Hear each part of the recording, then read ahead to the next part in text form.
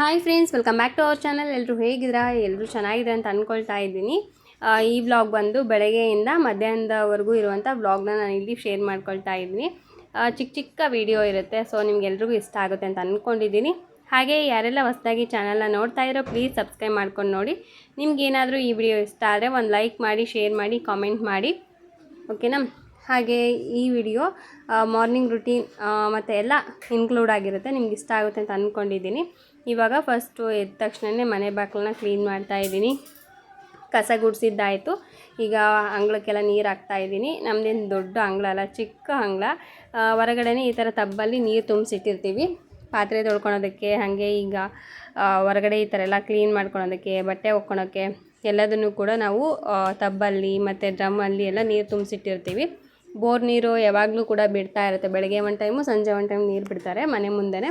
ಹಾಗಾಗಿ ಅವೆರಡನ್ನೂ ಕೂಡ ತುಂಬಿಸಿಟ್ಕೊಂಡಿರ್ತೀವಿ. ಬೆಳಗ್ಗೆ ಒಂದು ಸಲ ಇಲ್ಲ ಸಂಜೆ ಒಂದು ಸಲ. ಕೆಲವೊಂದು ಸಲ ಬೆಳಗ್ಗೆ ತುಂಬಿಸಿಕ್ಕಿರೋದು ಹಾಗೆ ಇರುತ್ತೆ. ಆವಾಗ ಮತ್ತೆ ಸಂಜೆನ ತುಂಬಿಸ್ಕೊಳಕ್ಕೆ ಹೋಗೋಲ್ಲ. ಅಕಸ್ಮಾತ್ ಏನಾದರೂ ಖಾಲಿ ಆಗಿದ್ದರೆ ಮಾತ್ರ ಸಂಜೆನೂ ಕೂಡ ತುಂಬಿಸಿಕ್ತೀವಿ. ದಯವಿಟ್ಟು ಫ್ರೆಂಡ್ಸ್, ಯಾರಾದರೂ ಸಬ್ಸ್ಕ್ರೈಬ್ ಮಾಡದೆ ನೋಡ್ತಾ ಇದ್ದರೆ ದಯವಿಟ್ಟು ಸಬ್ಸ್ಕ್ರೈಬ್ ಮಾಡ್ಕೊಳ್ಳಿ. ಯಾಕಂದರೆ 1000 ಸಬ್ಸ್ಕ್ರೈಬರ್ಸ್ ಆಗೋದಕ್ಕೆ ಇನ್ನು ಸ್ವಲ್ಪ ಮಾತ್ರ ಬಾಕಿ ಇದೆ. ಸೊ ನೀವೆಲ್ಲರೂ ನಮಗೆ ಸಪೋರ್ಟ್ ಮಾಡ್ತೀರಂತ ಅಂದ್ಕೊಂಡಿದ್ದೀನಿ. ತುಂಬಾ ನೀವು ಸಪೋರ್ಟ್ ಮಾಡ್ತಾ ಇದ್ದೀರಾ.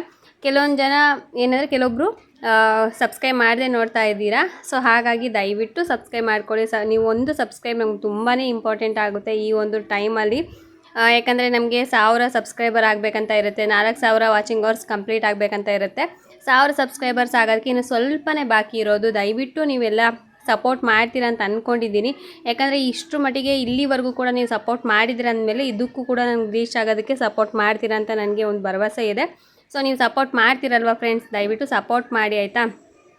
ಈಗ ಮನೆ ಬಾಗಿಲನ್ನೆಲ್ಲ ಕ್ಲೀನ್ ಮಾಡ್ಕೊಳ್ತಾ ಇದ್ದೀನಿ. ಇದೆಲ್ಲ ನೀರು ಹಾಕ್ಬಿಟ್ಟು ಕ್ಲೀನ್ ಮಾಡ್ಕೊತೀನಿ. ರಂಗೋಲಿ ಎಲ್ಲ ನಾವು ಹಾಕಿರ್ತೀವಲ್ವ ಹಾಗೆ ಇರುತ್ತೆ. ಹಾಗಾಗಿ ಬೆಳಗ್ಗೆ ಒಂದು ಟೈಮ್, ಸಂಜೆ ಒಂದು ಟೈಮ್, ನಾನು 2 ಟೈಮ್ ಕೂಡ ರಂಗೋಲಿ ಹಾಕ್ತೀನಿ. ಕೆಲವೊಂದು ಸಲ 1 ಟೈಮ್ ಹಾಕ್ಬಿಟ್ಟು ನಾನು ಸುಮ್ಮನೆ ಹಾಕ್ತೀನಿ. ಕೆಲವೊಂದು ಸಲ 2 ಟೈಮ್ ಕೂಡ ಹಾಕ್ತೀನಿ. ನನಗೇನೆಂದರೆ ಹೊಸ್ಲು ನೀಟಾಗಿರಬೇಕು. ಹಾಗಾಗಿ ನಾನು 2 ಟೈಮ್ ಕೂಡ ನಾನು ಒಂದೊಂದು ಸಲ ಅರಿಶಿನ ಕುಂಕುಮ ಹೋಗಿದ್ರು ಸಂಜೆ ಟೈಮಲ್ಲಿ ಮತ್ತೆ ಹೊಸ್ಲನ್ನೆಲ್ಲ ಒರೆಸ್ಬಿಟ್ಟು ಅರಿಶಿನ ಕುಂಕುಮ ಹಚ್ಬಿಟ್ಟು ರಂಗೋಲಿನ ಹಚ್ಕೋತೀನಿ. ನನಗೆ ಅದೇನೋ ಒಂಥರ ಮನೆ ನೋಡಿದರೆ ಲಕ್ಷಣವಾಗಿರಬೇಕು. ಹೊರಗಡೆಯಿಂದ ಆದರೂ ಓಕೆ, ಒಳಗಡೆಯಿಂದ ಆದರೂ ಆಯಿತು. ಏನು ಗೊತ್ತಾ, ನಾವು ಮನೆ ಎಷ್ಟು ದೊಡ್ಡದಾಗಿದೆ ಅಥವಾ ಚಿಕ್ಕದಾಗಿದೆ ಅನ್ನೋದು ಮುಖ್ಯ ಅಲ್ಲ, ಮನೇನ ಎಷ್ಟು ನಾವು ಲಕ್ಷಣವಾಗಿ ಇಟ್ಕೊಂಡಿದ್ದೀವಿ ಅನ್ನೋದು ಮುಖ್ಯ. ನಮ್ಮದೀಗ ಚಿಕ್ಕ ಮನೆ, ಆಯಿತಾ? ಸಾಮಾನುಗಳು ಎಲ್ಲಿ ಬೇಕಲ್ಲೇ ಇದ್ದೇ ಇರುತ್ತೆ. ನನಗೆ ಎಷ್ಟು ಸಾಧ್ಯನೋ ಅಷ್ಟು ಸಾಮಾನುಗಳ್ನ ಅಕ್ಕಪಕ್ಕ ಕಾಣದೇ ಇರೋ ಥರ ಇಡೋದಕ್ಕೆಲ್ಲ ಟ್ರೈ ಮಾಡ್ತೀನಿ. ನಮ್ಮ ಮನೇಲಿ ಸ್ವಲ್ಪ ಇದು ಬಟ್ಟೆ ಐಟಮ್ಸ್ ಎಲ್ಲ ಜಾಸ್ತಿ ಇರುತ್ತೆ. ಮತ್ತು ಇವಾಗ ಮಕ್ಕಳು ಚಿಕ್ಕವರಾಗಿರೋದ್ರಿಂದ ನಾನು ಎಷ್ಟೇ ಕೂಡ ನೀಟಾಗಿಟ್ಟರೂ ಕೂಡ ಅವು ಮತ್ತೆ ಅದೇ ರೀತಿ ಇರೋದಿಲ್ಲ. ಅವೆಲ್ಲ ಆ ಕಡೆಯಿಂದ ಈ ಕಡೆ, ಈ ಕಡೆಯಿಂದ ಆ ಕಡೆ ಇದ್ದೇ ಹಾಗೇ ಆಗುತ್ತಲ್ವ. ನಾವು ಎಷ್ಟು ಹೇಳಿದ್ರು ಕೂಡ ಮಕ್ಕಳು ಕೂಡ ಕೇಳಲ್ಲ. ಅಂಥ ಟೈಮಲ್ಲಿ ನಾವೇನು ಮಾಡೋದು? ನಾವೇನು ಮಾಡೋದಕ್ಕಾಗಲ್ಲ. ಕೆಲವೊಂದು ಸಲ ಅವರು ದೊಡ್ಡವರಾಗೋವ್ರಿಗೂ ಕೂಡ ನಾವು ವೇಟ್ ಮಾಡಬೇಕಾಗತ್ತೆ. ಅವರಿಗೇನೆ ತಿಳುವಳಿಕೆ ಬರೋವರೆಗೂ. ಇಲ್ಲ ಅಂತಂದರೆ ನಾವು ಎಷ್ಟು ಫೋರ್ಸ್ ಮಾಡಿದರೂ ಕೂಡ ಅವ್ರು ಕೇಳಲ್ಲ. ಅದಕ್ಕೋಸ್ಕರನೇ ನನಗೆ ಎಷ್ಟು ಸಾಧ್ಯನೋ ಅಷ್ಟು ನಾನು ನೀಟಾಗಿ ಇಟ್ಕೊಳೋದಕ್ಕೆ ಟ್ರೈ ಮಾಡ್ತೀನಿ. ಹಾಗೆ ನಾನು ಹೋಮ್ ಟೂರ್ ವಿಡಿಯೋ ಮಾಡಿದ್ದೆ. ಆ ಹೋಮ್ ಟೂರ್ ವಿಡಿಯೋಗೆ ನಿಮ್ಗೆ ತುಂಬ ಜನ ತುಂಬ ಒಳ್ಳೊಳ್ಳೆ ಕಾಮೆಂಟ್ಸ್ ಹಾಕಿದ್ದೀರಾ, ತುಂಬ ಚೆನ್ನಾಗಿ ರೆಸ್ಪಾನ್ಸ್ ಮಾಡಿದ್ದೀರಾ. ನಂಗೆ ನಿಜವಾಗ್ಲೂ ಖುಷಿಯಾಯಿತು. ನನಗೆ ಸ್ವಲ್ಪ ಭಯನೇ ಇತ್ತು. ಯಾಕಂದರೆ ಆ ವಿಡಿಯೋ ಮಾಡಬೇಕಾದ್ರೆ ನಾನು ಫಸ್ಟು ಚಾನಲಲ್ಲಿ ಕೂಡ ನಾನು ಭಯ ಪಟ್ಕೊಂಡೇ ನಾನು ವಿಡಿಯೋ ಮಾಡಿದ್ದು. ಈ ಥರ ಮಾಡಿದಾಗ ಅಂದರೆ ಈ ಥರ ಮನೆ ಇದೆಯೇ ಅಂದರೆ ಯಾರಾದರೂ ಏನಾದರೂ ಅನ್ಕೋತಾರ ಏನು ಅನ್ನೋದೊಂದು ಭಯ ಇತ್ತು. ಆ ಭಯದಲ್ಲೇ ನಾನು ವಿಡಿಯೋ ಮಾಡಿದ್ದು. ಸೊ ಈ ಚಾನಲಲ್ಲಿ ಕೂಡ ಹಾಗೆ ಮಾಡಿದ್ದು. ಯಾಕಂದರೆ ಕೆಲವೊಬ್ಬರಿಗೆ ನೋಡಿದ ಮೇಲೆ ನಮ್ಮ ಸರೌಂಡಿಂಗಲ್ಲೇ, ನಮ್ಮದು ಆ್ಯಕ್ಚುಲಿ ನಮ್ಮದು ಲವ್ ಮ್ಯಾರೇಜು, ಆಯಿತಾ? ನಾವು ಈ ಥರ ಇದ್ದೀವಿ ಅಂತಂದ್ರೇ ಒಂಥರ ಅಂದರೆ ಈ ಥರ ಜನತಾ ಮನೇಲಿ ಇದ್ದೀವಿ, ಇಂಥ ಇದರಲ್ಲಿದ್ದೀವಿ ಅಂತಂದರೆ ಕೆಲವೊಬ್ರಿಗೆ ಆಡ್ಕೊಳೋಕ್ಕೆ ಒಂದು ಮಾತು ಸಿಕ್ಕಂಗೆ ಅವರೊಂಥರ ನಮ್ಮನ್ನು ನೋಡೋದು ಹಂಗೆಲ್ಲ ಮಾಡ್ತಾ ಇರ್ತಾರೆ. ಅವಾಗ ಒಂಥರ ಬೇಜಾರಾಗುತ್ತೆ ನನಗೆ. ಬಟ್ ಆದ್ರೂ ಧೈರ್ಯ ಮಾಡಿ ಯಾರಾದರೂ ಹೆಂಗಾದ್ರೂ ನೋಡಲಿ, ಏನಾದರೂ ಅಂದ್ಕೊಳ್ಳಿ, ಏನಾದರೂ ಮಾಡಲಿ ಅಂತಂದೇಳಿ ನಾನು ವಿಡಿಯೋ ಮಾಡಿದೆ. ಯಾಕಂದರೆ ನಮ್ಮಲ್ಲಿ ನಾವು ಈ ಥರ ಲವ್ ಮ್ಯಾರೇಜ್ ಅಂತಂದು ಗೊತ್ತಾದ ಮೇಲೆ ನೋಡೋವಂಥವ್ರು ರೀತಿಯೂ ಕೂಡ ಚೇಂಜ್ ಇರುತ್ತೆ. ಅದರಲ್ಲಿ ಅಂದರೆ ಹೊರಗಡೆ ಅಲ್ಲ, ಸೊ ನಮ್ಮದೇನು ಸರೌಂಡಿಂಗ್ ಇರುತ್ತೆ ಅವರೇ ಒಂಥರ ನೋಡ್ತಾರೆ. ಬಟ್ ಆದರೂ ಪರವಾಗಿಲ್ಲ, ಅವರವರು ಹಣೆ ಬರ ಅಷ್ಟೇ ಅಲ್ವಾ. ಸೊ ನಾವಂತರೂ ಹ್ಯಾಪಿಯಾಗಿದ್ದೀವಿ, ಅದೆಷ್ಟು ಸಾಕು. ಹಾಗೆ ಇವಾಗ ನಾನು ಬೆಳಿಗ್ಗೆ ಅಂಗಡಿಗೆ ಹೋಗಿದ್ದೆ. ಏನೇನು ಐಟಮ್ ತೊಗೊಂಬಂದಿದ್ದೀನಿ ಅಂತ ತೋರಿಸ್ತಾ ಇದ್ದೀನಿ. ಇದೆಲ್ಲ ಸೇರಿ ಒಂದು ₹220 ಐಟಮ್ಸ್ ಆಯಿತು. ಬೆಳಗ್ಗೆ ತಿಂಡಿಗೆ ಮತ್ತು ಸಂಜೆ ಅಡುಗೆಗೆ ತೊಗೊಂಬಂದಿದ್ದೀನಿ. ನಿನ್ನೆ ನೈಟ್ ಮಾಡಿರೋ ಸಾಂಬಾರಿತ್ತು, ಹಾಗಾಗಿ ಮಧ್ಯಾಹ್ನ ಸಾಂಬಾರೇನು ಮಾಡೋಕ್ಕೋಗಲ್ಲ. ಸಂಜೆ ಚಪಾತಿ ಮಾಡೋಣ ಅಂತೇಳಿ ಚಪಾತಿ ಇಟ್ಟು, ಆಮೇಲೆ ದೇವರಿಗೆ ಹಚ್ಚೋದಕ್ಕೆ ಧೂಪ, ಮತ್ತು ಏನದು ಪೀತಾಂಬರಿ ಪೌಡರು, ಉಪ್ಪಿಟ್ಟಿನ ರವೆ ಮತ್ತು ಜೋಳೆಕಾಯಿ, ಆಮೇಲೆ ಹೀರೆಕಾಯಿ, ಈ ಥರದ ಐಟಮ್ಸ್ನೆಲ್ಲ ತೊಗೊಂಬಂದೆ. ಮತ್ತು ಸೋಪು, ಆಮೇಲೆ ಶಾಂಪೂ, ನೆಕ್ಸ್ಟ್ ಈರುಳ್ಳಿ ಜಾಸ್ತಿ ಏನು ತೊಗೊಂಬಂದಿಲ್ಲ, ಒಂದು 1/4 kg ಈರುಳ್ಳಿನ ತೊಗೊಂಬಂದಿದ್ದೀನಿ. ಒಂದು ಏನಂದರೆ ಇಲ್ಲೇ ಹಿಂದ್ಗಡೆನೇ ನಮ್ಮ ಒಂದು ಬೀದಿ ಬಿಟ್ವಿ ಅಂದರೆ 2ನೇ ಬೀದಿಯಿಂದ ಅಂಗಡಿಗಳೇ ಸ್ಟಾರ್ಟ್ ಆಗ್ತಾವೆ. ಹಾಗಾಗಿ ನಮಗೆ ಏನೇ ಬೇಕಂದ್ರೂ ಬೇಗ ಟಕ್ಕಂತ ಹೋಗಿ ತೊಗೊಂಬಂದ್ಬಿಡ್ಬೋದು, ಅಂಗಡಿಗಳೇನು ದೂರ ಇಲ್ಲ. ಹಾಗಾಗಿ ನಾನು ಇವಾಗ ಹೆಂಗಿದ್ರು ಖಾಲಿಯಾಗಿತ್ತ, ಮಾರ್ಕೆಟ್ ಕೂಡ ಹೋಗಬೇಕಿತ್ತು. ಸದ್ಯಕ್ಕೆ ಎಷ್ಟಾಗುತ್ತೋ ಅಷ್ಟು ತರೋಣ, ಇವಾಗ ಸದ್ಯಕ್ಕೆ ಏನು ಬೇಕೋ ಅದನ್ನು, ಆಮೇಲೆ ಬೇಕಾದ್ರೆ ಮಾರ್ಕೆಟಿಗೆ ಹೋಗಿ ದಿನಸಿ ಎಲ್ಲ ತಂದ್ರಾಯ್ತು ಅಂದ್ಬಿಟ್ಟು ಇವಾಗ ಸದ್ಯಕ್ಕೆ ಎಷ್ಟು ಬೇಕೋ ಅಷ್ಟನ್ನು ಮಾತ್ರ ನಾನು ತೊಗೊಂಬಂದಿದ್ದೀನಿ. ಈರುಳ್ಳಿ ಪೂರ್ತಿಯಾಗಿ ಖಾಲಿಯಾಗಿಬಿಟ್ಟಿತ್ತು, ಹಾಗಾಗಿ ಇವಾಗ ಟಿಫನ್ನಿಗೆ ಮತ್ತು ಮಧ್ಯಾಹ್ನ ಅಡುಗೆಗೆ ಅಥವಾ ಪಲ್ಯ ಮಾಡೋದಕ್ಕೆ ಬೇಕಾಗುತ್ತಲ್ಲ ಅಂತೇಳಿ ಒಂದು 1/4 kg ಈರುಳ್ಳಿನ ತೊಗೊಂಬಂದಿದ್ದೀನಿ. ಹಾಗೆ ಇವಾಗ ಇದನ್ನೆಲ್ಲ ಎತ್ತಿಡಬೇಕು. ಒಂದು ಬುಟ್ಟೀಲಿ ಎಲ್ಲ ತರಕಾರಿ ಏನು ಪಲ್ಯ ಮಾಡೋದಕ್ಕಂತ ತಂದಿದ್ದೀನೋ ಅದನ್ನೆಲ್ಲ ಎತ್ತಿಕ್ತಾ ಇದ್ದೀನಿ. ಮತ್ತು ಗುರಾಳು ಅಂತಾರೆ, ಮತ್ತು ನಮ್ಮ ಕಡೆ ಕುರಾಸಣಿ ಅಂತ ಹೇಳಿ ಕರಿತೀವಿ. ಸೊ ಅದನ್ನು ತೊಗೊಂಬಂದಿದ್ದೆ. ಅದನ್ನು ಕೂಡ ಒಟ್ಟು ಪಲ್ಯಕ್ಕೆ ಏನು ಬೇಕೋ ಅದನ್ನೆಲ್ಲ ಕೈಗೆ ಸಿಗೋ ಥರ ಒಂದು ಬುಟ್ಟೀಲಿ ಹಾಕಿ ಅದನ್ನು ಎತ್ತಿಕ್ತಾ ಇದ್ದೀನಿ. ಮತ್ತು ಗೋಧಿ ಹಿಟ್ಟಿನ ಪ್ಯಾಕೆಟ್ ತೊಗೊಂಬಂದಿದ್ದೆ 1 kgದು. ನಾನಿಲ್ಲಿ ಬಹುತ್ ಬಡಿ ಅಂತ ಬರುತ್ತಲ್ವ, ಸೊ ಅದನ್ನು ತಂದಿದ್ದೀನಿ. ಆಶೀರ್ವಾದ್ ಕೂಡ ಸಿಗುತ್ತೆ, ಮತ್ತು ಲೂಸ್ ಚಪಾತಿ ಹಿಟ್ಟು ಕೂಡ ಸಿಗುತ್ತೆ. ನಾವು ಬಹುತ್ ಬಡಿ ಅಂತ ಬರುತ್ತಲ್ವ ಅದನ್ನು ತೊಗೊಂಬಂದಿದ್ದೀನಿ. ಮತ್ತು ಮನೇಲಿ ಕೂಡ ನಾವು ಗೋಧಿನ ತಂದುಬಿಟ್ಟು ಜೀನಿಗೆ ಹೋಗಿ ಹಾಕ್ಸ್ಕೊಂಬರ್ತೀವಿ.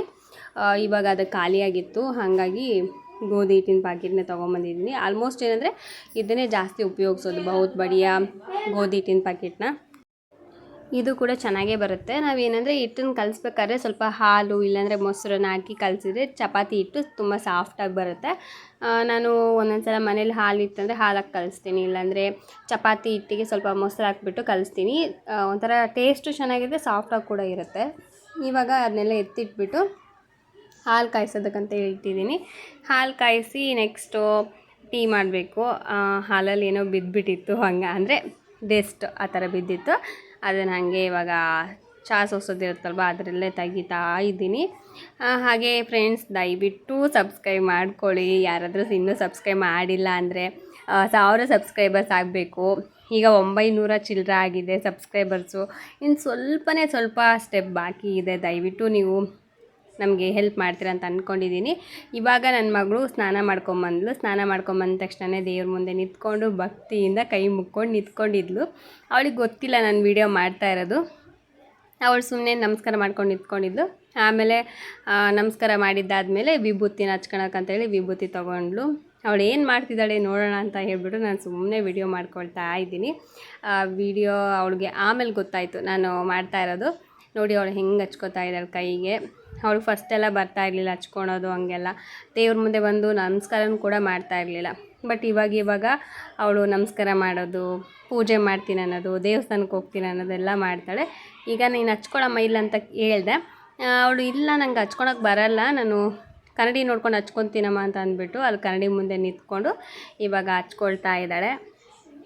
ಏನಂದರೆ ನಾವು ಮನೆಯಲ್ಲಿ ತಾಯಿಯಂದರು ಹೇಗಿರ್ತೀವೋ, ನಾವು ಇರುವಂಥ ಸರೌಂಡಿಂಗ್ ಹೆಂಗಿರುತ್ತೋ ಆ ಥರ ಮಕ್ಕಳು ಬೆಳೀತಾರೆ ಅನ್ನೋದು 100ಕ್ಕೆ 100% ಕರೆಕ್ಟು. ನಾವು ಮನೇಲಿ ಮಕ್ಕಳನ್ನ ಹೆಂಗೆ ನೋಡ್ಕೋತೀವಿ ಮತ್ತು ನಾವು ಹೆಂಗಿರ್ತೀವಿ ತಾಯಿಯಂದರು, ಸೊ ಅದ್ರ ಮೇಲೆ ಮಕ್ಕಳು ಕೂಡ ಡಿಪೆಂಡ್ ಆಗ್ತಾರೆ. ಇವಾಗ ನಾನು ಅಷ್ಟೇ, ಇವಾಗ ಫೇಸ್ ವಾಶ್ ಮಾಡಿದ ತಕ್ಷಣ ನಾನು ಕೂಡ ವಿಭೂತಿ ಹಚ್ಕೊಂಡು ನಾನು ಕೂಡ ಇರ್ತೀನಿ. ಹಾಗಾಗಿ ಅವಳು ಕೂಡ ಹಾಗೆ ಇರೋದಕ್ಕೆ ಟ್ರೈ ಮಾಡ್ತಾಳೆ ಯಾವಾಗ್ಲೂ. ಸೊ ಇವಾಗ ಅವಳು ಹಚ್ಕೊಂಡು ನೆಕ್ಸ್ಟ್ ಒಂದು ಚುಕ್ಕೆ ಇಟ್ಕೋಬೇಕಿತ್ತಲ್ಲ, ನೋಡಿ ಎಲ್ಲಿ ಇಟ್ಕೊಂಡಿದ್ದಾಳೆ. ಏನೋ ಒಂದು ಅವಳಿಗೆ ಹಚ್ಕೋಬೇಕು, ನಾನು ದೇವ್ರ ನಮಸ್ಕಾರ ಮಾಡಬೇಕು, ಪೂಜೆ ಮಾಡಬೇಕು ಅನ್ನೋದು ಅವಳ ಮನಸ್ಸಲ್ಲೂ ಬರುತ್ತೆ. ಮತ್ತು ನನ್ನ ಮಗನೂ ಕೂಡ ಹಾಗೆ ಮಾಡ್ತಾನೆ. ನೆಕ್ಸ್ಟ್ ವ್ಲಾಗಲ್ಲಿ ನಾನು ನಿಮ್ಮ ಜೊತೆ ಶೇರ್ ಮಾಡ್ಕೋತೀನಿ ಅವನು ಯಾವ ಥರ ಎಲ್ಲ ಇರ್ತಾನಂತ ಹೇಳಿ. ನಾವು ಹೇಳೋದೇ ಬೇಡ, ಅಷ್ಟರ ಮಟ್ಟಿಗೆ ಅವ್ನು ಪೂಜೆ ಮಾಡೋದಾಗಿರ್ಬೋದು ಅಥವಾ ದೇವ್ರನ್ನ ಎಲ್ಲ ಇಟ್ಕೊಂಡು ಅಭಿಷೇಕ ಮಾಡೋದಾಗಿರ್ಬೋದು ಎಲ್ಲ ಮಾಡ್ತಾನೆ. ಸೊ ಅದನ್ನು ನಾನು ನೆಕ್ಸ್ಟ್ ವ್ಲಾಗಲ್ಲಿ ಶೇರ್ ಮಾಡ್ಕೊತೀನಿ. ಇವಾಗ ನೋಡಿ ನಮ್ಮಮ್ಮ ದೇವ್ರ ಸಾಮಾನೆಲ್ಲ ತೊಳಿತಾ ಇದ್ರು. ನಾಳೆ ಸೋಮವಾರ, ಈ ವಿಡಿಯೋ ಬಂದು ಭಾನುವಾರದ ವಿಡಿಯೋ, ಅಂದರೆ ಇವತ್ತಿನ ವಿಡಿಯೋನೇ ನಾನು ನಿಮ್ಮ ಜೊತೆ ಶೇರ್ ಮಾಡ್ಕೊಂಡಿದ್ದೀನಿ. ಇದು ನಮ್ಮ ಮನೆಯವರು ಕೆಲ್ಸಕ್ಕೆ ಹೋಗ್ತಾ ಇರೋಂಥದ್ದು ನಿಮ್ಮ ಜೊತೆ ಅವರು ಶೇರ್ ಮಾಡ್ಕೊಳ್ತಾ ಇದ್ದಾರೆ. ಅವ್ರು ಏನಂದರೆ ಇವಾಗ ಏಜೆನ್ಸಿ ಎಲ್ಲ ತೊಗೊಂಡಿದ್ದಾರೆ ಅವ್ರ ಅಂಗಡೀಲಿ. ಸೈಕಲ್ ಬ್ರ್ಯಾಂಡ್ ಬರುತ್ತಲ್ವ, ಸೊ ಅದರ ಏಜೆನ್ಸಿ. ಇವಾಗ ಆರ್ಡರ್ ತೊಗೊಂಬರೋಕ್ಕೆ ಹೋಗ್ತಾ ಇದ್ದಾರೆ. ಅಂಗಡಿಗಳಿಗೆಲ್ಲ ಹೋಗ್ಬಿಟ್ಟು ಆರ್ಡರ್ನ ಕೇಳಿ ಅದನ್ನು ಬರ್ಕೊಂಡು ಬರ್ತಾರೆ.